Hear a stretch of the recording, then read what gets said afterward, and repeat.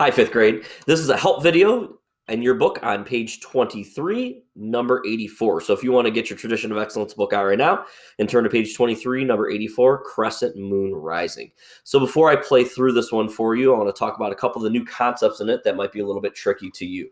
So if you're looking at this one down at the bottom of the page, you're going to see some concepts. You see that there's a C right after your clef sign, which means common time, which is 4/4 time, meaning there's 4 beats in every measure. The next thing you're going to see below that is the letter MP. That stands for mezzo piano, and that means a dynamic marking, which tells you a volume. Mezzo piano means medium soft. Mezzo is medium, piano is soft. So it's medium soft. So you're going to slow your airspeed down on this one a little bit in order to help the sound be a little bit on the softer side. If you're looking at that very first measure, you have a couple of leaps, and you have a couple of steps, and you have a couple other concepts. So I wrote out that first measure. It should look similar. All your rhythms will be the same, but your notes might be a little bit different. This is the saxophone part.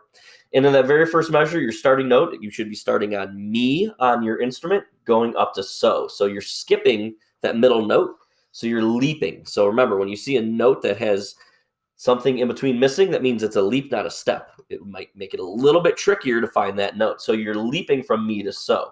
So that very first measure, you go 1, 2, 3, 4, and you can see I wrote the counts in underneath. You're welcome to do that as well. The eighth notes, there are 2 eighth notes. 2 of them equal 1 beat, and that's why we use the subdivision of 4 and we count those as 1 and 2 and 3 and 4 and. You have an articulation here and here, which we call slurs, not ties, because they are separate notes, different pitches, and it means you articulate the first note and you slur to that note.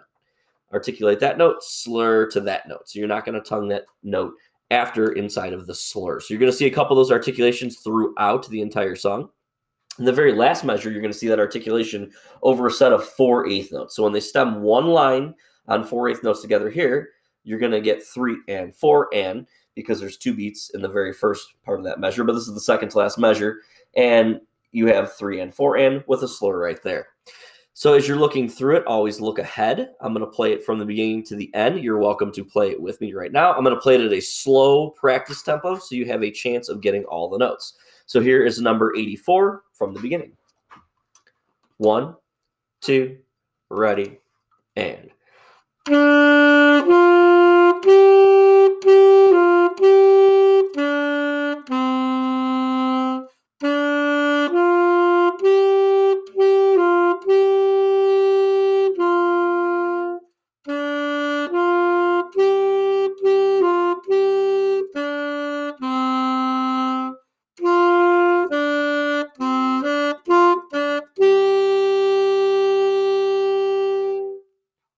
Good luck.